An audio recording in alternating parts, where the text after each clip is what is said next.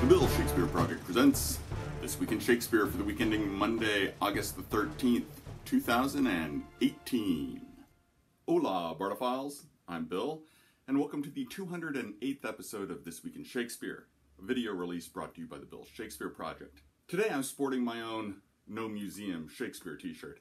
If you'd like to show your disdain for Shakespeare that's not necessarily good, but good for you, then check out the link in the description below.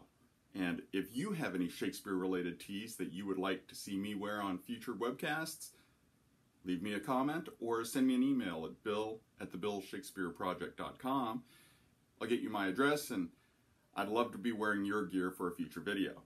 But enough about the future, and back to the present and past. This is our weekly opportunity to let you know about the latest and greatest in Willie Shakespeare headlines coming at you every Tuesday because, well, Tuesday is News Day. The goal here is to hit you with a quick blast, no more than 10 minutes tops, of Bard-related news. Plus, we'll try to serve up some historical dates for what were the past 7 days of the year.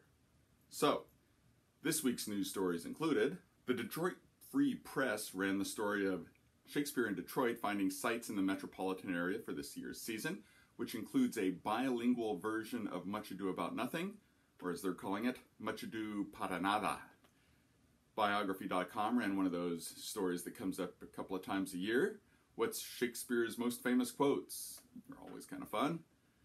London Live ran the story of the UK debut of America's improvised Shakespeare company.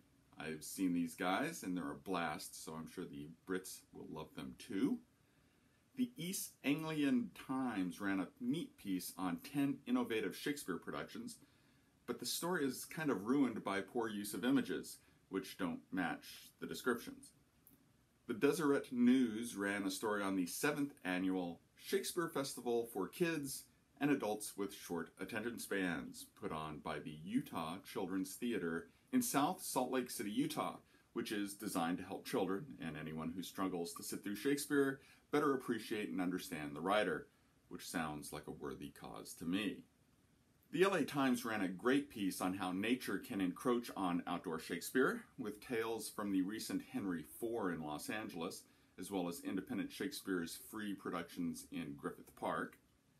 Arkansas Online ran a piece on idioms found in Shakespeare, the Bible, and Oscar Wilde, a nice diversionary read. The New York Post ran a piece on how helicopters are making New York's Shakespeare in the Park harder and harder to enjoy. Requests have been made to the FAA to limit traffic, but given last year's brouhaha over the Trump-flavored Julius Caesar, I wouldn't hold my breath for any federal assistance. And finally, the Los Angeles Times reviewed A Midsummer Night's Dream from New Swan Shakespeare, running in Irvine, California through September the 1st, praising the production, which adds a gender-bending fluidity and a lesbian slant by turning Lysander into Lysandra. Sounds like a blast. If only I could find more time to check it out.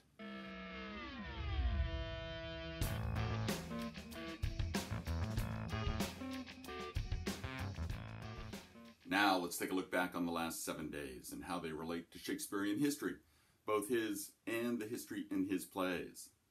On August 7th, 1606, Macbeth was first performed in the Great Hall at Hampton Court. There is some debate to this, and the strongest alternate date is 5 years later in 1611. On August 8th, 1937, American actor Dustin Hoffman was born.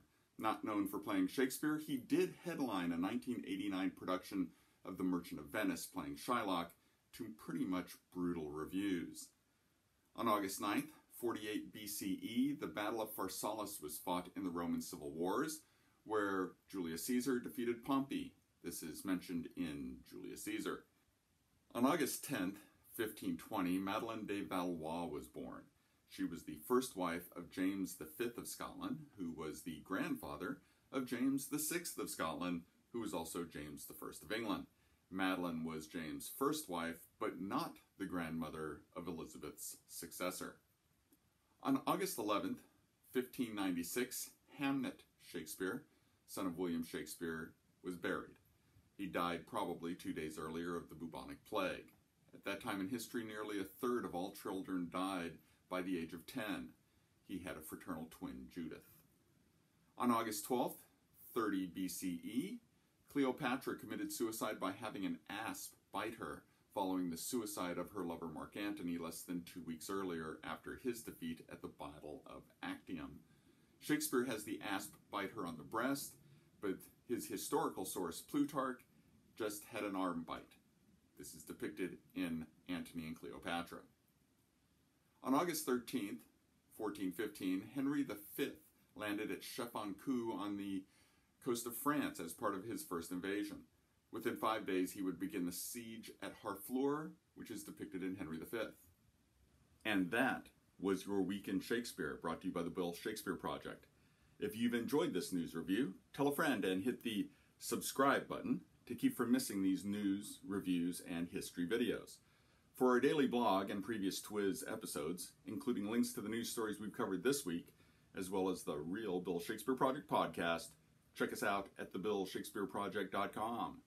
And we'll catch you next week. Buy a t-shirt.